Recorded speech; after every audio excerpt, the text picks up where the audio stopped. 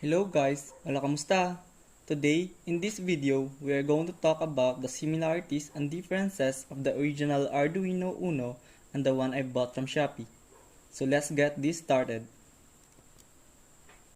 So here, you can see on the left side, the green one is the original Arduino Uno. And on the right side, the blue one is the retail photo of the one I bought from Shopee.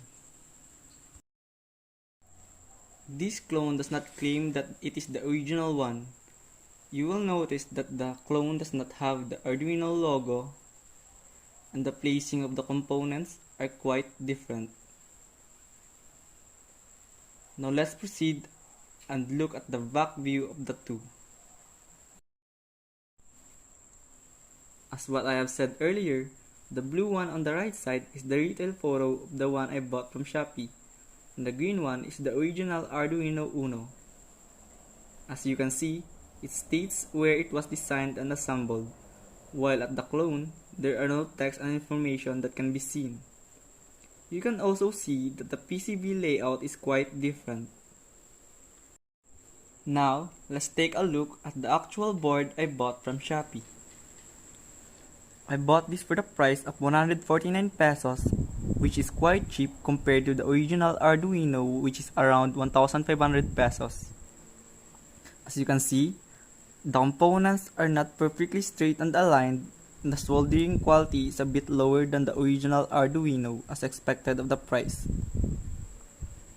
And you will notice at the back, there's no text on it. Now back at the presentation, here are the components of the original Arduino Uno compared to the clone I bought from Shopee. Most components have the same placings except for the microcontroller and the TX-RX LEDs. The microcontroller, which is obviously bigger here on the original compared to this one, and the TX-RX LEDs are close together on the original while they're apart here on the clone. The only main difference of these two is that the original uses a USB interface chip at Mega 16U2 chip, while the clone uses the CH340 chip. Now let's take a look at the specs. We can say that they are perfectly similar in terms of the specs. Microcontroller at Mega 328. Operating voltage 5 volts. Input voltage recommended 7 to 12 volts. Input voltage limits 6 to 20 volts. Analog input pins 6.